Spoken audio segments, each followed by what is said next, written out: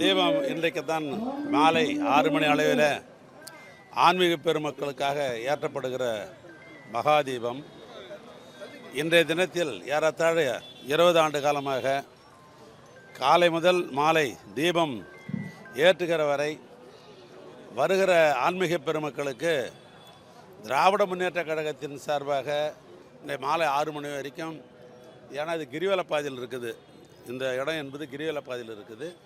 அதனால் 14 கிலோமீட்டர் கிரிவலத்தை முடித்து கொண்டு வருகிற நேரத்தில் அவளுக்கு உணவு வழங்க வேண்டும் என்பதை எங்களுடைய நோக்கம். அந்த பணி நான் தொடக்கி வைத்திருக்கிறேன். தொடர்ந்து அந்த உணவு வழங்குவார். எங்களுடைய எதிர்பார்ப்பு சென்ற ஆண்டே 40 லட்சம் பேர் வந்தார்கள். அதற்கு வேண்டிய அனைத்து ஏற்பாடும் இங்கே செய்யப்பட்டிருக்கிறது.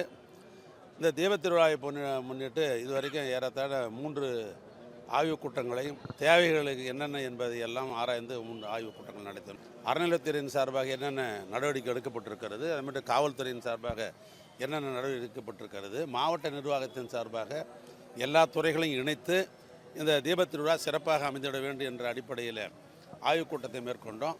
அந்த துறையின் சார்பாக என்னென்னலாம் நடவடிக்கை எடுக்கப்பட்டிருக்கிறது என்பதெல்லாம் நீங்கள் உங்களுக்கே தெரியும். எப்பவும் இல்லாத அளவுக்கு சென்ற ஆண்டை விட இந்த ஆண்டு 40 லட்சம் அந்த எதிர்பார்ப்பிலே தான் எல்லா ஏற்பாடும் நாங்கள் செய்திருக்கிறோம். அதாவது கார் நிறுத்துறதுக்காக தனியாக இடம், பேருந்துகள் நிறுத்துவதற்காக தனி இடம், அதே போன்று பல்வேறு இடங்களிலே இது போன்ற உணவு வழங்குவதற்காக அரசின் சார்பாக அனுமதிக்கப்பட்டிருக்கிறது இல்லை. ஆனால் என்னென்னு கேட்டால் இந்த ஆண்டு பார்த்திங்கன்னா எந்த ஆண்டு இல்லாத அளவுக்கு தமிழ்நாடு முழுவதும் மழை பெய்து கொண்டே இருக்கிறது. நேற்று இரவு கூட தொடர்ந்து மழை. காலையில் பரணி தீபம் ஏற்றுவதற்கு ஆன்மீக பெருமக்கள் கோயிலுக்கு போவதற்கு முன்னால் கூட தொடர்ந்து மழை பெய்து கொண்டிருக்கிறது. ஆனால் இந்த மழை நேரத்திலும் சரி, இங்கே ஏறத்தாழ நீங்கள் சொன்ன மாதிரி ஒரு 20 லட்சத்துக்கும் மேற்பட்டவர்கள் வருகின்ற சூழ்நிலை இருக்குது.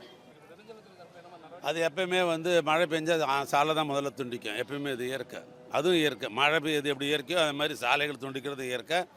எப்பயும் எங்களுடைய நெடுஞ்சாலைத்துறை பொறுத்தளவுக்கு நாங்கள் 2 விதமாக பணிகள் நாங்கள் பிரித்துக்கொள்வோம். தமிழ்நாட்டை பொறுத்தளவுக்கு முதல்ல போக்குவரத்தை சீர் செய்வதற்காக தற்காலிகமாக சில பணிகள் நாங்கள் செய்வோம்.